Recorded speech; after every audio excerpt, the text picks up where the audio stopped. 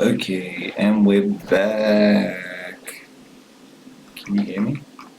Can you hear me? Okay.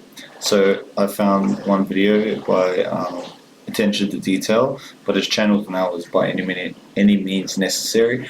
Um, it is it's got score easy buckets, the art of 1 and 2 dribble breakdowns. I can use this as a segue into 2 dribble pull-ups. So let's get it. Oh, shit. Theater mode. That's my secret. Okay. Bro, I whip my mouth. I don't know how. Anyway, let's go. Let's go. Buckets at the college level come on 2 dribbles or less. And if you want that scholarship to push your game to the next level, or even just to score more efficiently every time you step on that court, you've got to know exactly what to work on. Actually, that is a gym. I don't know where people are taught this.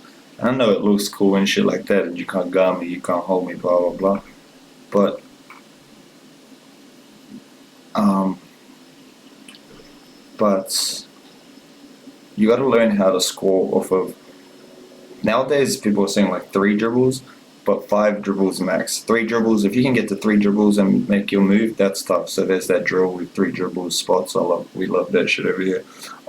But if not, 5 dribbles, anything more than that, you're getting benched, bro. So learning how to get to your spot with 3 dribbles or less is a gem. And if you can get if you can get that in your arsenal, trust me, you go in places if you want to, and both left and right too. How to score even when the ball isn't in your hands the majority of the game. So we just dropped the efficient score package.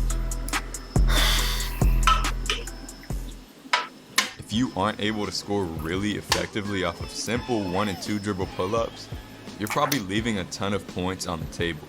Right. Plus, it's one of the easiest ways to get buckets. So I'm going to Right. break it down step by step for you to help you maximize your scoring ability. Talk to him.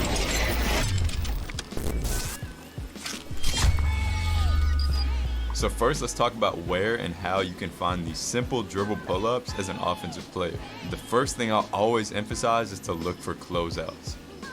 This is 100% the most surefire way to get into these. Just simply attacking players who are closing out on you. When we're on the perimeter and a defender... So, just topping on top of that, saying something on top of that, right?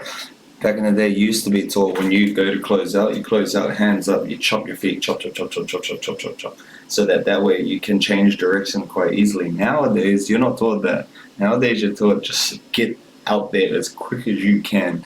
And that's why these 1 dribble pull-ups are so much easier to do now, because there's so much momentum on these people. And even if they read you on their fake, they're not going to get it. They're not going to get a charge majority of the time, especially if your angle on your step to the side, like your 1 dribble pull-up, is wide. So that's why it's important to get a wide dribble off of your jabs, because if you can do that on a closeout, majority of the time you're going to get clipped on the shoulder, you're going to get a foul. is rushing to get out to contest a potential shot. None of these kids know how to chop their feet when they close out nowadays. It's so wild. It's going to be tough for them to completely reverse their momentum and stay with you as you move forward. Exactly. That's so Plus, crazy. if you throw in a pump fake, it's even more likely to create good Right. space from that defender. Then it's just about knocking down that shot. So the 2 most common times you'll see these closeouts are 1, opportunities where the defender is scrambling and your teammate makes that extra swing pass.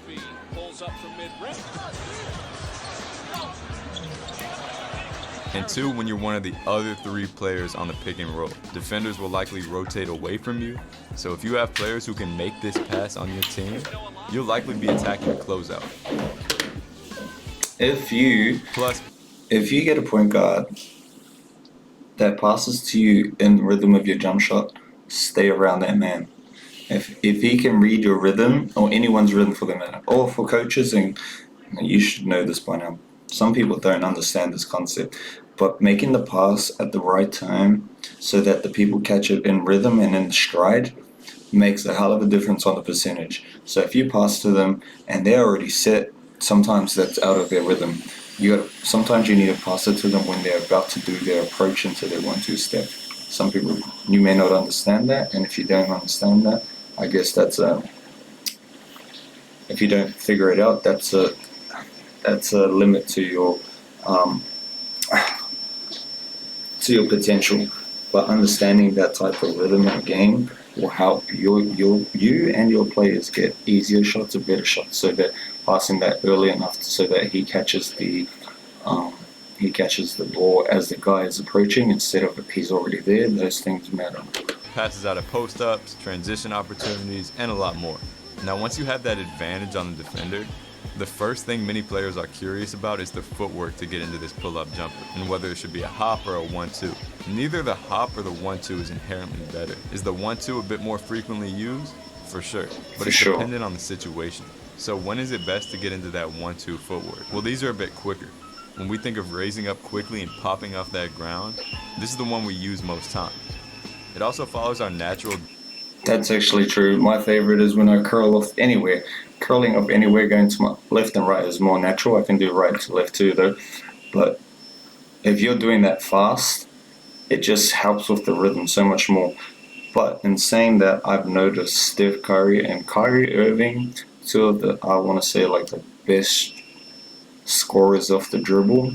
When they get to their shot, they always hop into their jump shot. And I've only recently seen this and recently realized it, and it fucks with me. So maybe that is a gym. Maybe we need to be working on that hop. And even MJ actually, Michael Jordan jumped into his jump shot too. So maybe that maybe we got to start working on that. Might do a video on that. Keep up. Jumping motion more closely, so many times it feels more natural. So I'd say it's generally the best for getting into that pull-up rapidly. On the other hand, hops are good many times when we're out of rhythm and we need a hop to reset our footwork. Or when it's impossible to get that 1-2 down in time because of our body positioning like here. That hop can get us into that jump very quickly. That's still a 1-2. Sometimes you may even need to use an outside leg 1-2. This is a little bit more unexpected in games, as sometimes you'll get by going downhill and you see a defender suddenly step up.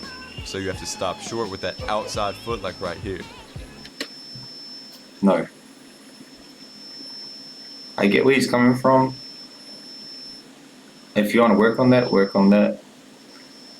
But the only time you're doing that properly is if the man's not on your ass. If you got enough space, you can do that. If someone's right on you, you are not getting that off. If you curl over a screen and you shoot like that, you're not getting that off. If you get it off, it's fuck. You ain't dropping that shit. Trust me.